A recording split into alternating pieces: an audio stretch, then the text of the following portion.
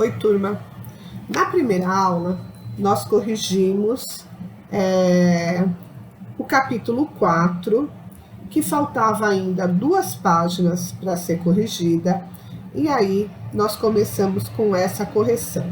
Nessa segunda aula, nós vamos começar com o capítulo 5, Europa, População e Demografia. Essa parte aqui, ela começa na página 32 e ela começa com uma imagem da Inglaterra, e essa imagem está mostrando Londres e está perguntando por que a gente acha que aqui tem uma cultura tão diversificada. Então a imagem é essa aqui, né? A diversidade étnica e cultural dos países europeus. Aqui especificamente Londres. Então aqui eles estão falando por que nós achamos que aqui tem essa diversidade nessa imagem. Na realidade, a Europa ela tem cerca de 750 milhões de habitantes. Entre essa população existe uma diversidade de povos e de idiomas e culturas diferentes. Essa população, pelo seu processo histórico, ela acaba vindo depois da Segunda Guerra Mundial. Elas fazem o fluxo migratórios, especialmente após, a Segunda Guerra Mundial. São muitas as línguas faladas nos 50 países do continente europeu.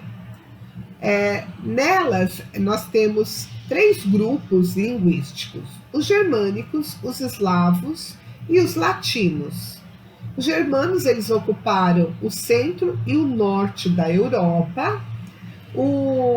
Os povos eslavos ocuparam a Europa Oriental e os latinos a Europa Meridional. Então, essa foi a diversificação da Europa, ok? Aí nós vamos passar para a página 34. Aqui está falando um pouco sobre os diversos povos que ocuparam a Europa, aqui no mapa, e aonde foi essa localização. Se vocês olharem, tem as setas indicando a qual parte da Europa que se concentrou cada um desses povos, ok? Gostaria que vocês olhassem com carinho e vocês fossem ligando a seta às regiões onde acontece essa divisão.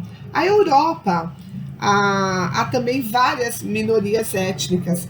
E o que acontece? Essas minorias que está mostrando aqui no mapa e nesses quadradinhos para vocês localizarem, eles lutam ainda por uma autonomia. Muitos desses povos que moram na Europa, eles gostariam que a parte deles fosse independente. Então, mexeu, lá tem alguns conflitos, com essas etnias, porque eles querem como se fosse o seu próprio país.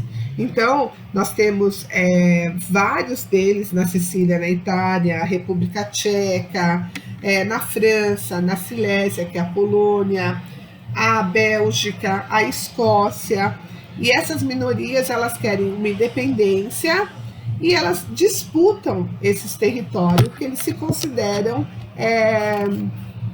dessa região, e que essa região devia ser separada da Europa, que essa região tivesse o nome desses separatistas e tivessem a independência econômica, militar, enfim, toda a estrutura de um país, e não de que eles fossem agregados à Europa, ok? Na página aqui 36, vocês vão ver que muitos desses conflitos étnicos e separatistas ocorrem porque fronteiras e limites muitas vezes não representam a diversidade dessas regiões. É importante ressaltar que esses conflitos não são impulsionados apenas por questões étnicas e culturais, mas também por questões econômicas.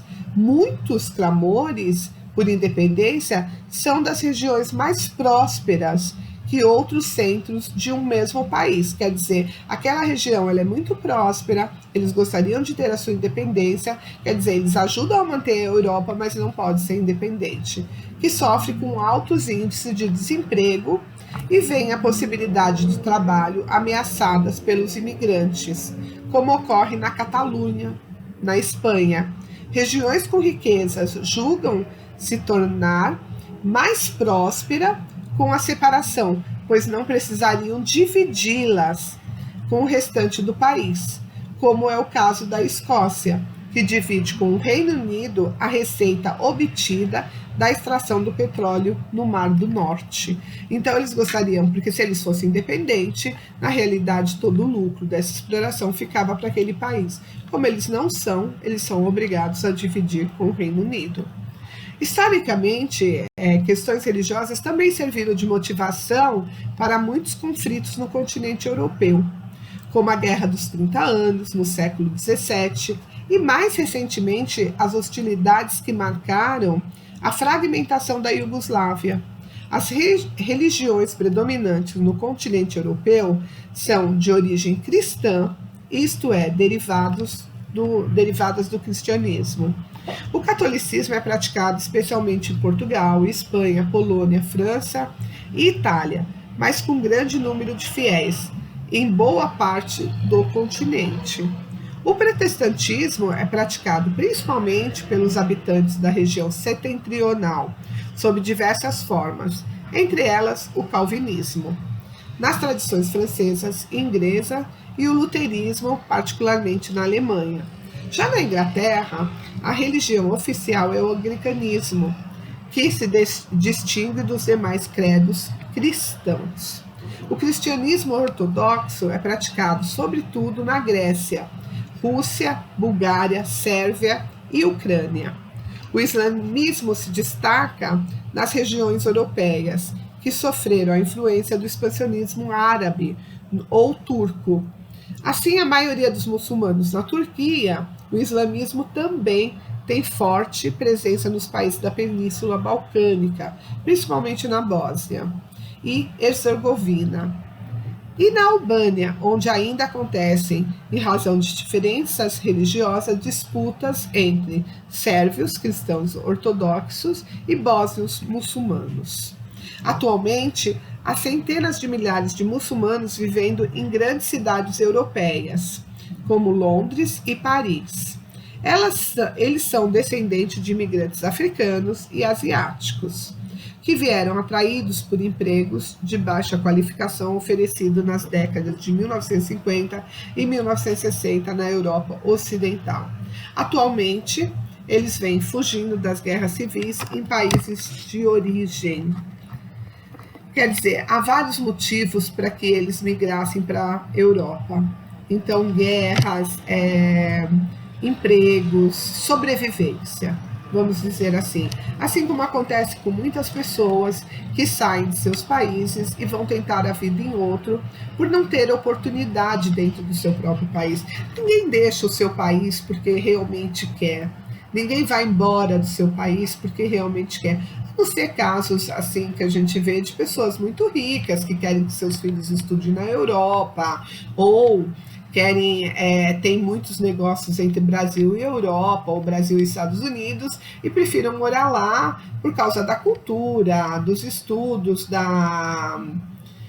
do custo de vida. Então tem muita gente que abandona o seu país por esse motivo, mas isso é a minoria. A maioria que se arrisca a ir para outros países é por necessidade. Eles estão passando necessidade no seu país e vê como oportunidade ir para um outro país, fazer uma migração em outro país, ok?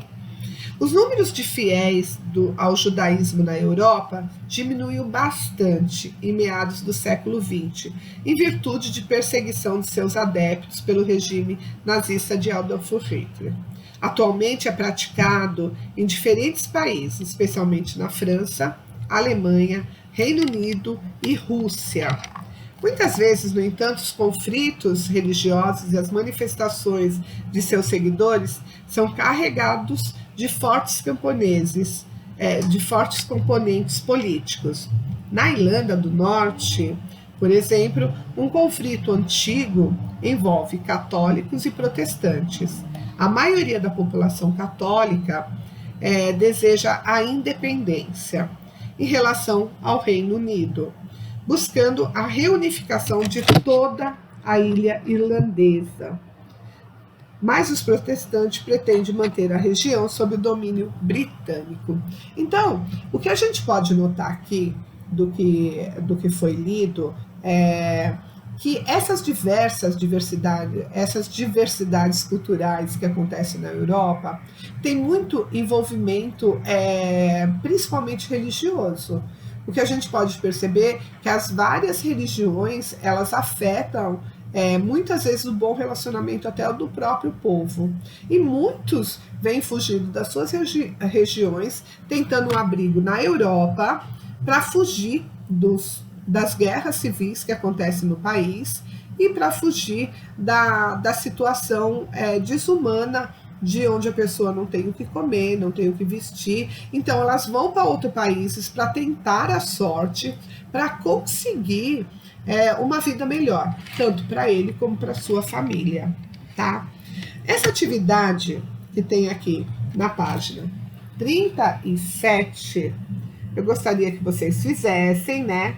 Porque aí vocês fazendo essa atividade, aí nós vamos estar corrigindo, como a gente corrigiu o capítulo da outra apostila. Quer dizer, aí eu tiro aulas, né? E aí a gente vai conversando para a gente poder fazer essa correção. E tem mais uma coisa também, vai ter mais uma novidade, nós vamos ter aulas também, onde nós vamos ficar disponível por meia hora para cada turma, e aí também vai ter a oportunidade de vocês estar perguntando, e se vocês, para vocês falarem também se estão gostando das aulas, se o que precisa melhorar, o que vocês querem que a gente faça diferente.